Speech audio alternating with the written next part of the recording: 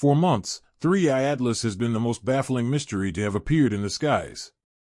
This interstellar traveler, bigger than anything human experience has ever known, glowed with a ghostly emerald radiance so vivid that it dyed Earth's night skies and disturbed even the most experienced astronomers. Since the moment it was first discovered, nothing about it conformed to the rules. Its huge size, unnatural luminosity, rhythmic throb, and spasms of unexplainable energy all contradicted normal understanding. But as soon as humanity had come to accept it as a solitary unknown anomaly hurtling toward the sun, the impossible happened. Witnesses saw the object split, not disintegrating in destruction like a dying comet, but separate elegantly, deliberately, into two huge bodies. This was not destruction. It was duplication. One half kept going along its straight path towards the sun, shining just as brightly as ever, while the other changed direction, curving its path with unnatural accuracy towards Mars. That one action destroyed centuries of astronomical certainty and had scientists, governments, and regular folk everywhere posing the same spooky question: what is 3I Atlas anyway? And what is it really trying to do now that it has replicated?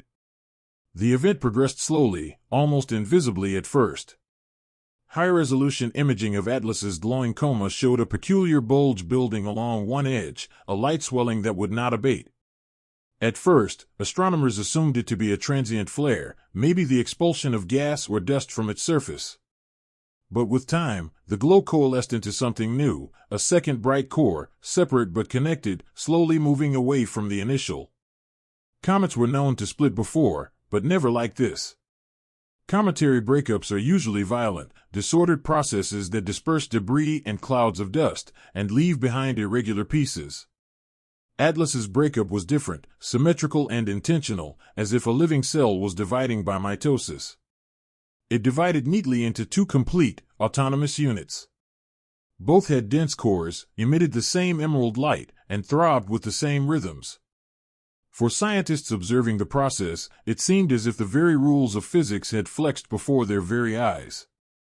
No natural process they were familiar with could account for such orderly division. It all appeared to be purposeful, a process directed by intention. Atlas had not parted ways, it had replicated. As soon as the split was certain, everyone's focus shifted to their courses. Would the two bodies follow the same trajectory, or would the second stray aimlessly into the vastness of space?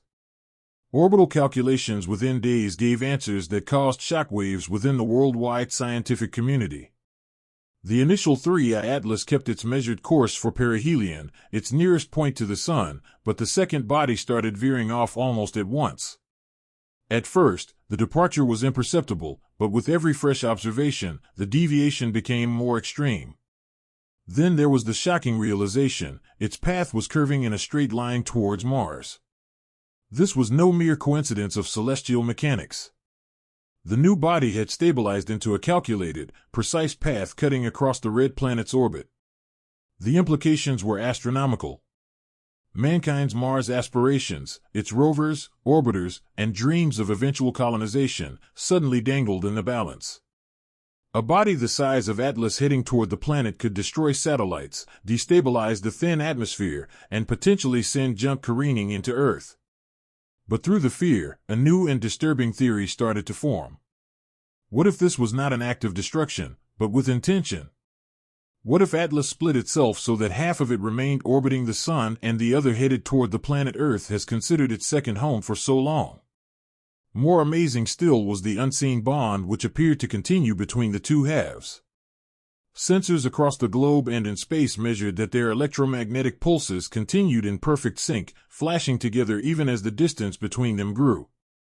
Similar twin beacons in the void, they flashed bursts of radiation with meticulous regularity, as if held to an intangible string.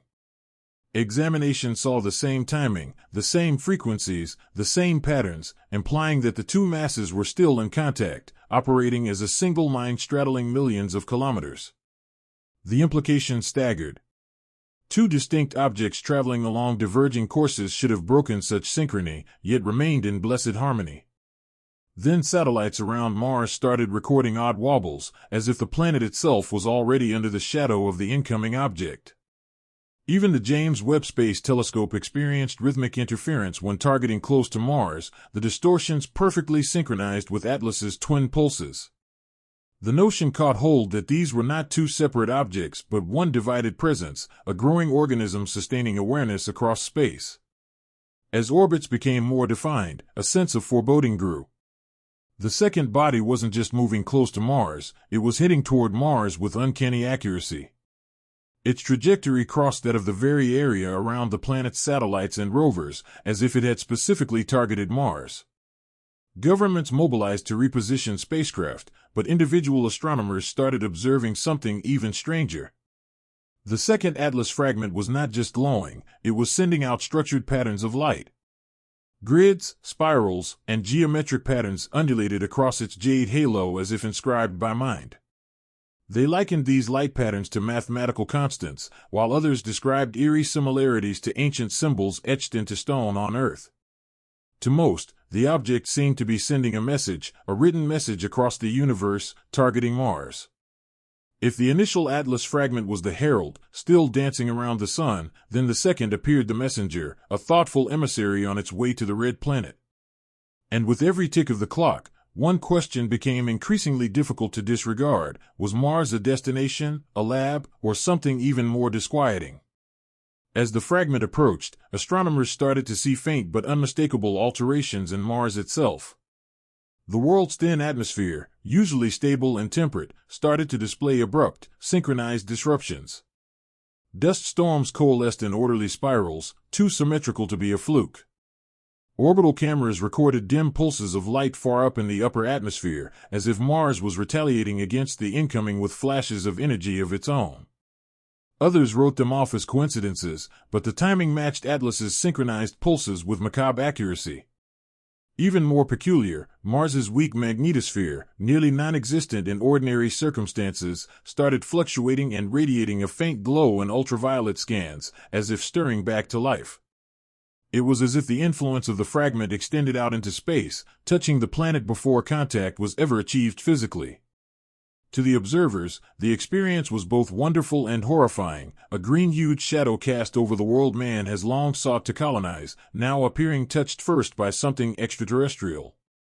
Normally, a phenomenon of this scale, an interstellar object splitting in two, with one half heading for Mars, would fill the world's headlines.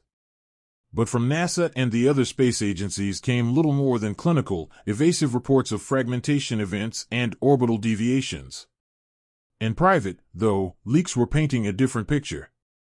Insiders discussed desperate simulations forecasting possible effects on Mars or its moons, engineers in panic about the security of orbiters and rovers as contact with the planet grew unpredictable. Files were locked away, and live data streams were mysteriously shut down during optimum viewing moments. Some felt the secrecy was intended to avoid public hysteria. Others suspected something much worse, that NASA already had discovered the second object was not acting like a natural piece and had decided to keep it under wraps. For freestanding astronomers, the silence was confirmation enough: something unusual, and perhaps harmful, was happening, and the world was being kept in the dark. When the second piece of Atlas crossed the asteroid belt, the synchronization between the two objects had changed. Their pulses, no longer aimed directly at each other, now synchronized with Mars itself. Sensors picked up a low-frequency resonance with the planet at its center, a humming vibration transmitted through orbiters, rovers, and even slightly through seismographs buried in Martian ground. Rhythmic shudders corresponded with the jade pulses blasting through space. Scientists grappled with the ways that a far-off body might have such control over a planet millions of kilometers distant, but the evidence was unavoidable. Mars was not just a target anymore, it was now part of the signal, resonating in sympathy with Atlas's cosmic heartbeat. Theories proliferated. Was the fragment trying to stir something latent under the Martian surface? Preparing the planet for an arrival, or a makeover? Whatever it was, one fact had become undeniable: 3I Atlas was more than an interstellar guest. It was moving with intent, and Mars, our eagerly anticipated frontier, was now part of its plan.